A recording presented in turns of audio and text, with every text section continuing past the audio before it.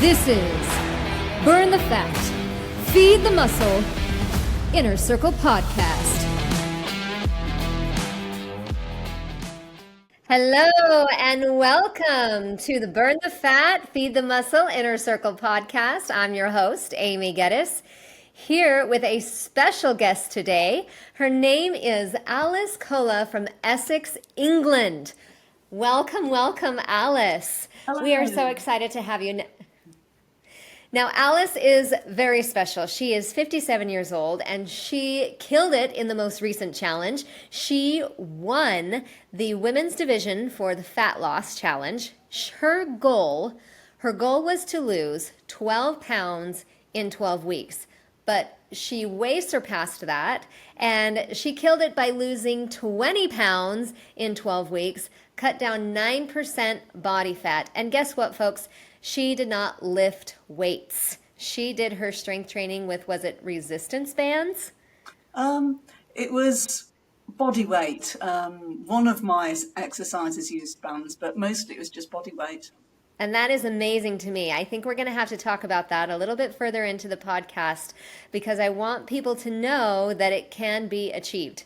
There's lots of ways to be successful, and it's not just one and done. You don't have to be bench pressing 300 pounds to be successful and to gain muscle and burn fat.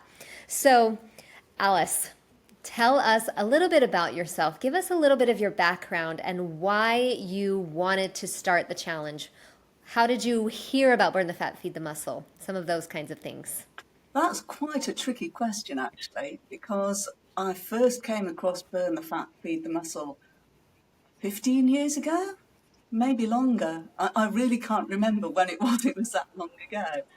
And when I first read it, it was a bit of a revelation, really, because I'd done dieting before, but I'd never come across the idea of how important exercise was as well, and certainly not resistance exercise.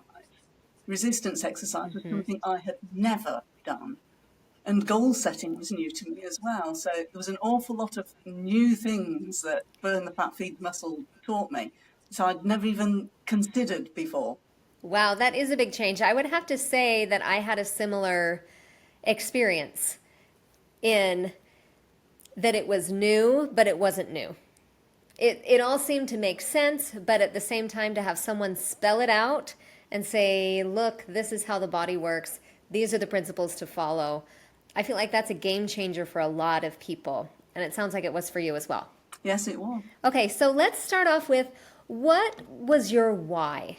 Why did you want to do this? What was it that motivated you to change? To look at yourself and say, I've got to do something. I don't like where I'm headed, and this is where I want to be instead. Well, it's happened twice now, really. The first time was in 2019. I'd been doing the Burn the Fat, Feed the Muscle step challenges pretty much every year for 5 years before that.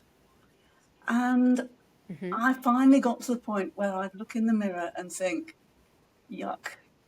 I just hate the way I look. And I decided to try, as well as doing the step challenge, to try doing the summer transformation challenge as well. And I didn't really expect to get anywhere. So I didn't take selfies. I didn't officially join. But on that occasion, I did lose nearly 13 pounds of fat and wished I had taken selfies. And then fast forward to late last year, I was in exactly the same situation. I'd gradually backslid. Again, I was looking in the mirror and not liking what I saw. And I could feel myself losing strength. I do Tai Chi, which can be quite challenging. And there were things in Tai Chi that I could no longer do as well as I used to be able to do them, which was really frustrating. And also I started having problems with my knees pretty much all through last year. I had aches around my knees, and I had to be careful what I was doing. And I was thinking, I'm not that old. Do I really want this to be the start of old age where I get more and more decrepit? And in between Christmas and New Year, it just all sort of hit me, and I thought, something has to change. I have to do something. And the New Year challenge was coming up. So I thought, right, that's what I'm going to do. So that was this January. Hmm. Okay. I think it's funny, you hear my parents are always saying, oh, you just get old, or you just can't do this when you get older. And I think, but you can sure take care of yourself along the way, can't you? and and my husband laughs. He says, "Well, I'm just getting old." And I said, or he was teasing me because I just turned 40. And he says, "Oh, you're getting old." I said, "Yeah, but you'll always be older." And then I said, "Age is not a number. Or being old is not a number. It's a condition. We have to take care of ourselves so that we don't feel old, I think." And I applaud your recognition in life and saying, hey, I want to do something else and I don't like this, I don't feel good. I think that's a big game changer for so many people, is how they feel, especially with our joints and our knees, things that impact our daily routines and our ability to function. So that sounds to me like that was the biggest tipping point for you, was the pain of not being able to use your body the way that you needed to use it. Yes, that's right. And Tai Chi, that's exciting. I've never tried that before. That sounds relaxing and intense all at the same time. That's a pretty good description, really. There's a lot of attention to detail and technique, which is kind of similar to when you're exercising. You have to get it right or you could injure yourself. Yes. Well, tell me about your process of getting it right. You first talked about dialing in your nutrition. That's what you had to get right first. Tell me about that a little bit. Well, let's see. Let's start at the beginning. I looked at the calculators on the website in the inner circle and used them to calculate how many calories I should be eating, how many grams of protein I should be eating. And then I started looking at what I actually eat and comparing the two.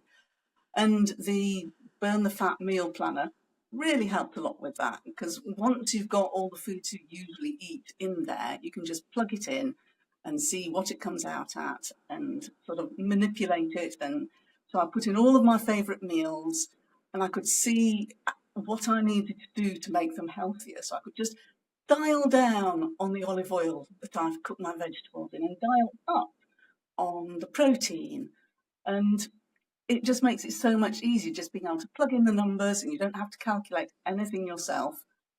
And so that's where I started. Well, and I think that's an important factor for a lot of people, is it feels overwhelming at first. I know many people who just don't want a number crunch, but it's not until you crunch the numbers that you start seeing the difference. Because if you do nothing else but dial in your nutrition, you're going to start seeing a difference. And then if you want to reshape your body, you add the weight training and you start to see a difference. So you want to get even leaner, then you add the cardio and you really start to see a difference, and you put them all together. And before you know it, you're on your way. And that sounds like that's kind of what happened to you. You got your nutrition dialed in and you just started gaining momentum and getting going. Yes, yes, that's right. I'm curious what your favorite meals are that you put in there. Well, one that works really well is oven baked salmon jambalaya. And I like to add a lot of prawns, so a prawn and chorizo, slightly spicy in a tomato sauce with a bit of spaghetti. I quite like hashes, so I'll do a potato hash that has either hot smoked fish in it or has some crumbled Stilton on it, and some sun-dried tomatoes just to give it extra oomph of flavour, and lots of chopped up vegetables as well in the background. That sounds good. I'm a foodie. I love to make things and I love to experiment, and so I always like to find out what other people are making and get new ideas to bring home. And whenever we go out somewhere, I always, if I get something that I really like, I'll come home and try to recreate it and make a healthy version of it at home. So, well, fun. That sounds good. I'm going to have to try something like that. Okay, well, let's talk about a little bit about your strength training. This is, I think, really interesting because it didn't involve a lot of weights. You said you have a 2 kilogram kettlebell that you have at home that you almost never use, some resistance bands, and then body weight is all you used for your resistance training. I think that's fascinating and inspiring. Gives us a lot of ideas of how someone, maybe who's never lifted weights before, can start with body weight and really make progress. Tell us what you did. Well, there's an awful lot you can do actually. Press ups, for example. Sorry, you'd call them push ups. They are a bodyweight exercise after all, and doing them on the floor, they are really tough. I have to admit, I'm not doing them on the floor. I started off just doing them against the wall, and I've gradually worked my way down. So I'm getting closer to the floor. I currently have my hands on a chair when I'm doing them with my feet on the floor. So I'm getting closer. Another really good one, you can't go wrong with a squat. I mean, most people think of squats as being weighted, I suppose. You use a bar or dumbbells or a kettlebell, but you can do them body weight and you can make them tougher by doing them one-legged. A pistol squat. Pistol squats are incredibly difficult if you're going all the way down. I can't go all the way down, but I go quite a long way down. And have you ever heard of shrimp squat?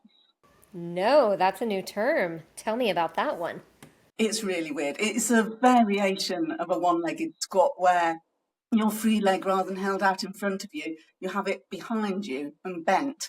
So when you squat down, just that knee touches the floor and it puts you at completely different angles and the balance is much more difficult and it's really weird. I tried that a while ago and didn't get on with it, but it was interesting to try and it's just one more variation you can do. You're going to have to show me. Can you stand up on your chair and demonstrate for us? Oh, Okay, so you put it like that. behind you Oh, and go down. Okay. If you're can you see listening, you'll have to that? jump on the YouTube and see it. That's impressive. That would change it up a bit, wouldn't it? Yeah, yeah, it puts the stresses just slightly Interesting. differently. I'm proud of you for getting up and actually doing it. I didn't know if you would. Good job. Oh, you're great. I love it. That was awesome. Hmm. Yes, I want to know more. I want to know what you did to get your results. Those are not insignificant results.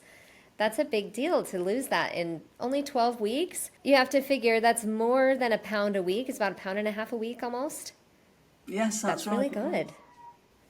I feel like I'm stuck in this 5 pound goal forever, you know? You just kind of hit this plateau, and it's those last 5 pounds they say are the hardest, but I know what that this feels challenge, like. it's going to happen. This is the challenge that will do it. Well, tell me a little bit more. Any other significant resistance training exercises that you used? You used bands, but not very often, you said. That's right. I used bands initially for leg lifts. So you remember I said I had bad knees? Yes. Having asked Dr. Google what to do about bad knees, everything online said strengthen all the muscles in your thighs and your hips, so the glutes, and not just the hamstring and the quads that you usually work on, also the abs and the ads, the inner and outer thigh. And finding exercises that work those can be quite challenging, but sort of standing leg lift. So you stand on one leg and lift the other leg up to the side. And if you do that with a band around your ankle, then that adds some resistance. And once I'd got so that I could do that quite easily, a band around the ankle and pulsing at the top, that adds more difficulty, or holding at the top. And so that's what I did to work on the inner and outer thighs, because you can do it both ways. So one way for the inner thigh, one way the other way for the outer thigh. And also glute lifts. And standing again, I did an awful lot of standing on one leg. Stand on one leg, It lift works. the other leg behind you and sort of diagonally out to the side as well. And that just really hits that spot of the glute. You don't believe how much it'll activate the glutes until you try it. I've never come across that until quite recently. And so I did a lot of those as well. Yes, I have done those in my workouts, and they, for sure, you feel it when you're done. So it sounds like you never joined a gym then. You don't go to a gym, you have done all your workouts at home. That's right for this challenge. In the past, I have been to a gym years and years ago, but I found I resented the time taken to get there and back. And then when I'd get there, I'd have to queue for machines, and I'd sometimes feel a bit self-conscious. And then at the time, I wasn't working, so I had quite a lot of time to do that. But then my children got old enough that I could go back to work, and so I suddenly had less time. And I thought, something's got to go, and it's going to be the gym, and I'm going to exercise at home instead. And so that's how it happened. Well, if it works better for you, then that's what you should do, right? Well, tell me a little bit. So it sounds like for your cardio, you did a lot of walking before this. You were already doing the 10,000 steps a day. Did you increase that along with your resistance training to burn more fat for the challenge? Yes, I did, but I didn't particularly increase the number of steps. I increased the intensity. So I tended to do them at a sort of a nice, comfortable stroll. I'd have a wander about, or I'd be watching the telly and I'd just get up and march on the spot while I watch the telly. I often do that. If I'm watching something on YouTube, then I won't sit on a chair. I'll stand in front of my computer and march on the spot while I'm watching. And so it's quite easy to get 10,000 steps that way. But Yeah. it's not really a cardiovascular exercise, I feel, if you're not breathing heavily. The whole point of cardiovascular exercise is to exercise your lungs and your heart. That's what cardiovascular is, isn't it? So, Heart, lungs. Yeah, I think so. Cardiovascular. Yes. so I thought, if I want to really dial it up, I need to dial up the intensity. And I didn't want to jog or do anything high intensity because of the knees. So I thought just walking faster and walking uphill. And that meant going outside to do it more. And so I went outside and started walking around my town. I live in quite a small town in a rural area. And so if you walk far enough, you get to fields, and it doesn't take that long, really. I can walk and get to the fields in 30 minutes, less than 30 minutes. Then I can have a little wander around the edge of a field and walk back again. That's a nice hour's walk. And if I'm walking as fast as I can for most of that, then I will be not exactly panting, but certainly breathing heavily all the way through. And that I think is enough to make a difference. I would agree. Did you use any sort of calorie tracker or heart rate tracker to track your steps or your calories burned? No, I have a very old little pedometer which counts steps and does absolutely nothing else. And so I've had that for years and it's always worked for me, so I stick Uh-huh. with that. But more recently, I did download an app on my phone called Map My Walk, and that tells me exactly where I've gone and exactly how far I've gone. And it's just nice that I can look at that and go, oh, I walked 2 miles and it only took me half an hour. That's quite good. And Yeah, recently, I've just broken the 4 mile barrier. And it takes me that's just over great. an hour to walk 4 miles, but I'm quite happy with that. I've only got little short legs, and so that's quite fast for me. I hear you on the short legs. I'm very short, so I understand. My husband and I, when we were first married, we ran a couple of 5Ks. And one year I got mad at him because he ran ahead and didn't wait for me. And I said, why didn't you wait for me? And he's like, well, I wanted to get a good time. So, yes, speed is not one of my many gifts, I'll say, due to short legs. So I totally feel you there. That's side of my life for sure. But good for you. And yes, on the pedometer thing, I actually went on Amazon the other day to find just that. I just wanted something to track my steps or calories. And I bought a watch. I think it was like $12. And honestly, I haven't even put it on because I don't think it was very accurate. So maybe I need a really old school one just, just to do steps. That's what I would like. Merry Christmas, Amy. Yeah.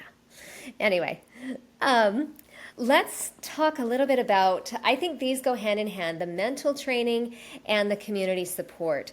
You said you didn't do a lot with the community on the website, but I want to know what your mental training was. You said you didn't write down your goals publicly, but you got them personally for you. Tell me what that looked like on a day-to-day basis, what you did, how you kept focused. Because that I think is the biggest thing is staying focused and not getting derailed every time somebody offers you ice cream or brings you cookies or I mean those are my weaknesses. You probably don't have those, but I tend to like my chocolate and my candy, and it's a problem. And my ice cream. Just, I grew up eating ice cream for breakfast half the time, and it just tasted so good. I mean, it's got milk in it. That's got some calcium and protein, right? But but no, we can't do that all the time anymore. So tell me how you kept focused with your mental training. Well, I have to agree that I am actually very much like you. I've always been somebody who lives to eat rather than eats to live, and I love sweet things. Chocolate is my downfall. Ice cream, I can say no to ice cream quite easily, but chocolate, oh yes, I do like some chocolate. So, With caramel. oh And you gosh, have good chocolate in the UK. You don't have this waxy stuff that we have here. You have the good kind. the 70% cocoa. Oh yes. Yes. It was weird, to be honest. Once I decided I was going to do this, it was almost like a switch flicked in my head, and that was just it. Tunnel vision. This is what I'm doing. This is what I'm eating. And it became quite straightforward just to stick to what I knew I had to do.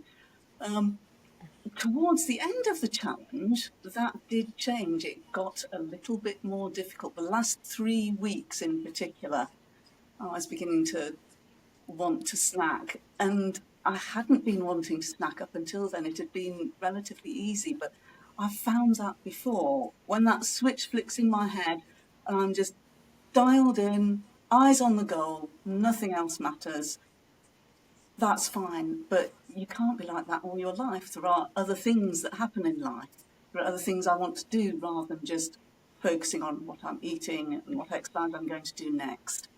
That has to be part of my life, not all of my life. And that's the tricky Yes. bit, really, getting that balance of still being healthy and still doing the things you enjoy. And that's where I really have trouble. Goals do help. Um, my current goal that I just broke through this morning actually was to get down to 9 stone body weight, which is 126 pounds. And I weigh in normally, well, thank you. I weigh in normally That's on a amazing. Sunday. And so yesterday I was half a pound over, but this morning I was a quarter of a pound under. And I know Yes.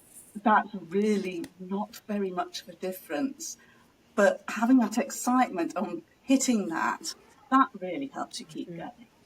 And Yes. and also the notches on my belt. I have this belt which is just holes all the way along, so in theory I could go down to a zero waist. Though I don't think that would be a very good idea. But every time I can take it in another hole, that's yes, yes. And that keeps me going. Seeing the difference in the way clothes fit is such a motivating thing. That helps a great Yes. deal. But as you said, I did write down goals. The only one I posted was that I wanted to lose 12 pounds of fat. But I had goals of I wanted to get my waist down below 30 inches, and I wanted to get my hips down below 40 inches. And the hips are now well below 40 inches. The waist is only just, but kind of getting there. And they were a lot more than that to start with. And then I had some Tai Chi goals. I wanted to do the snake creeps down exercise properly, and I wanted to be able to do sets of Tai Chi kicks a certain number of times, and other ball exercises. There's ball exercises. I wanted to be able to do them. And so, as well as the resistance exercises and the cardio, I was also doing these Tai Chi exercises. So every day of the challenge, I was doing either resistance or Tai Chi and some cardio every day. And since the challenge finished, I haven't been keeping up with that, but I'm still exercising a good few days a week and my losses have decreased, but it's still going. I've got a Good bit job. more balance now. Uh-huh. I need to get me one of those belts. That's amazing. What a great idea. Do you space the notches evenly? Well, the holes are about an inch and a half apart, and it just has Okay. holes all the way along. Oh, it has holes already. Yeah. I thought you added another one each No, time no, you I could can show cinch you it more. actually. You just, Yes, I would love to see that. okay, so this is it. Can you see that? So it has holes, and they just keep on going. They just Ah, keep on going all the way through. Oops. that is brilliant. All the way through to the other end. That's a great idea. Tom, you should have some of those for sale on your site. The burn the fat. What should we call it? The the burn the fat belt, the burn the fat body fat belt. I don't know, but something. Oh, there's going to be a great name for that. But that is such a good motivator just to know that you can go another notch on your belt. I love that. It's almost like, takes you back to the days when, like the Wild West, when they would add another notch on their belts every time they, well, I shouldn't say. That's not very nice, but I'm sure it was motivating for them too, one way or another. And this looks very motivating to me. So I love that. I love it. Great job. Really good. Um, so going back to some of those goals, not having them written down specifically, you said something interesting in your essay about not thinking that you would ever actually do this or that you would ever actually see a difference. But I think deep inside, you must have thought that you would have, or you wouldn't have kept doing it, right? Yes, there's probably some truth to that. After all, I was quite successful in the 2019 Summer Challenge, but it's just that Mm-hmm. last year, 2023, I started off the year thinking, I really have to get a grip here. I really have to lose some weight. And all through 2023, I just failed miserably. I suppose it could have been worse because I didn't gain very much either. I was sort of unintentionally maintaining, and it was deeply frustrating. And so by the end of 2023, I was thinking, how am I ever going to do this? Multiple times I'd said to myself, okay, going to start exercising, going to eat healthily. And then it would get to a few days later, and it would be the evening, and I'd be sitting down relaxing, and a pack of crisps would come out. And I think, oh yeah, I'll have some crisps. And suddenly the whole pack is gone. And oh, that was a sharing bag, and I ate the whole thing myself. This isn't quite what I'm supposed to be doing. And then I think, oh, well, forget it. And I'm just enjoying my food too much. It doesn't really matter, forget it. And then a couple of weeks later, I think, no, no, no, try again. And 2023 was just a whole series of that happening again and again and again. So that's why at the start of 2024, I really wasn't sure that I could make the change, that I could do anything different.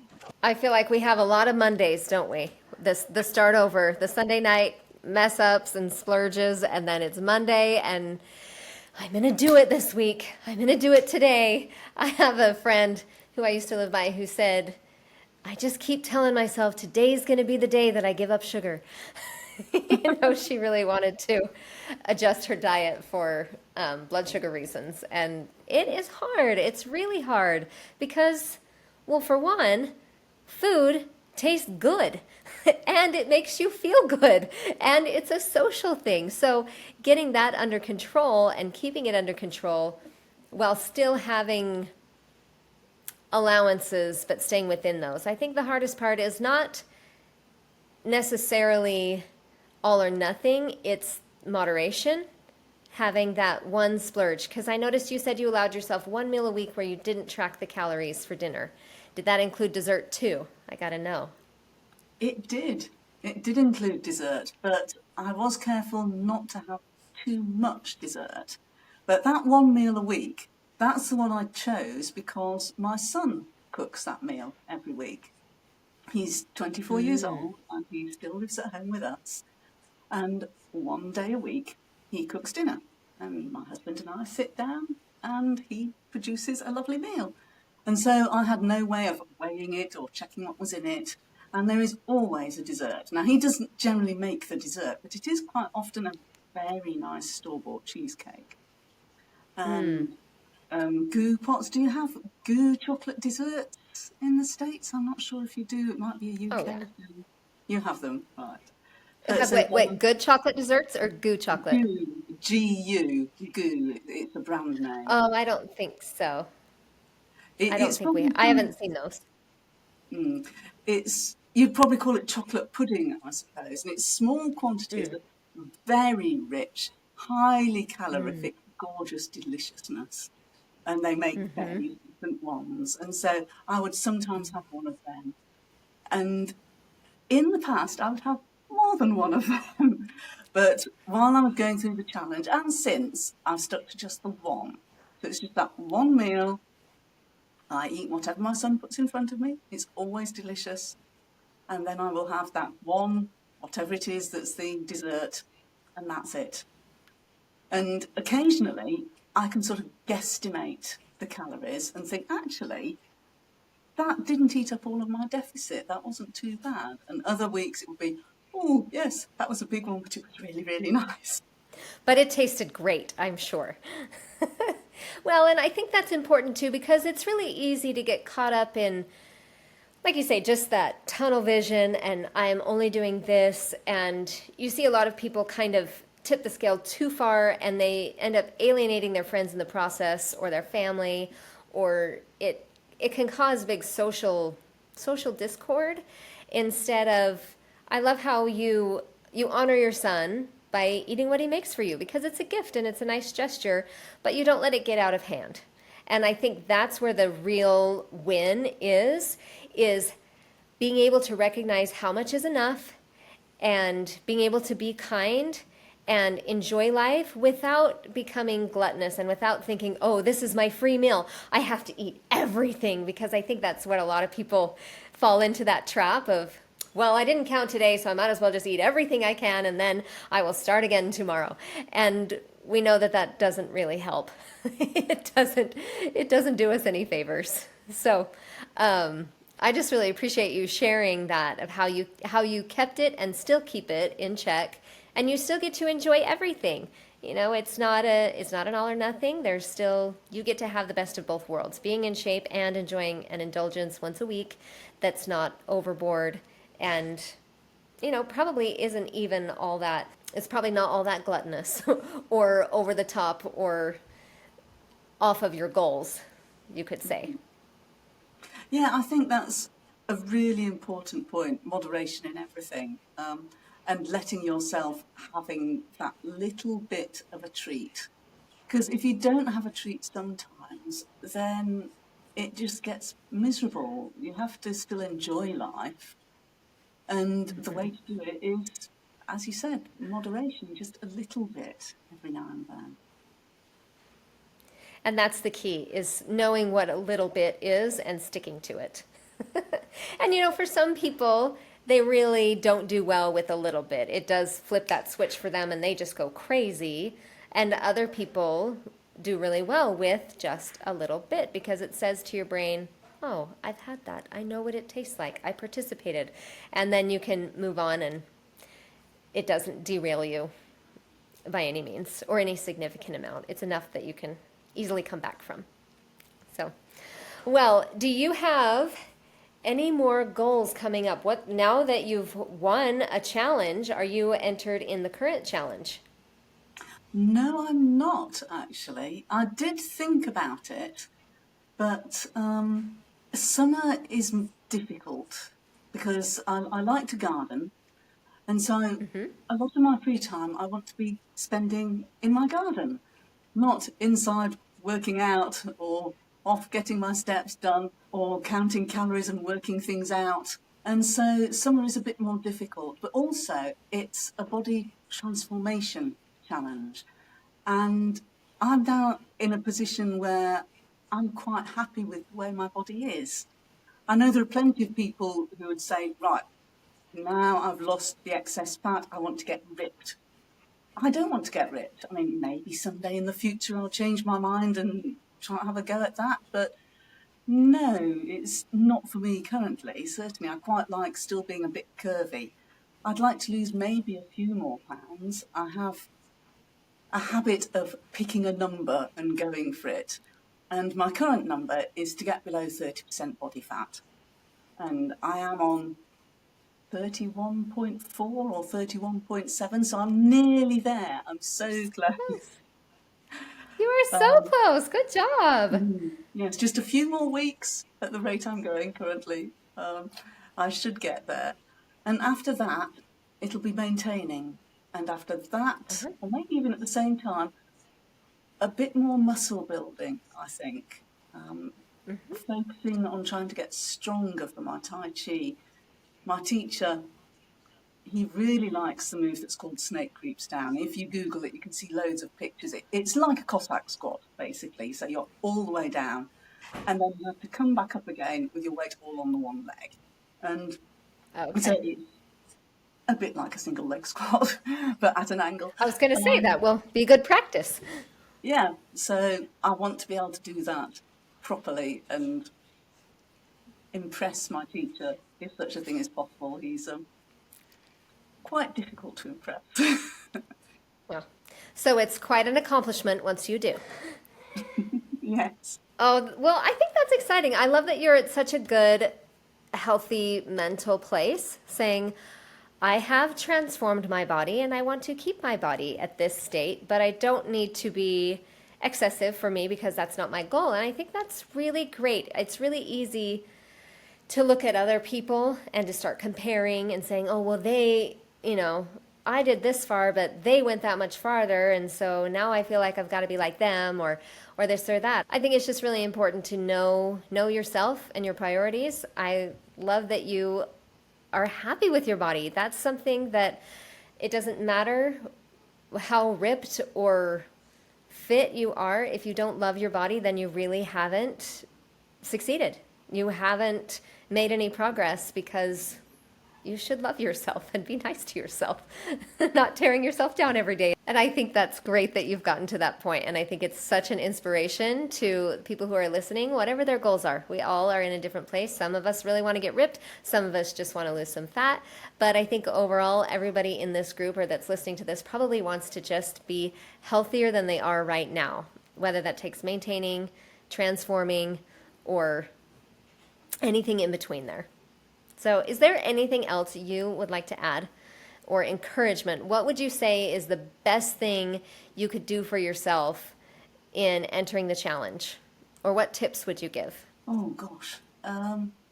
There's so much. I think I'd say everyone is individual. So the thing to do is find what works for you. This is what worked for me. It might work for other people, it might not. But keep on looking, keep on trying different things until you find what works for you. I think that would be my one tip. That's perfect. Thank you so much, Alice. We have loved having you on the show. Once again, thank you for joining us. I'm Amy Geddes at Burn the Fat Inner Circle, and I'm here with Alice Cola. She was our winner of the Women's Fat Loss Division for the 2024 January Challenge. I hope that you are currently enrolled in the 2024 Summer Challenge, and if you don't know what that is, or you've never read Tom's book, then you should read it.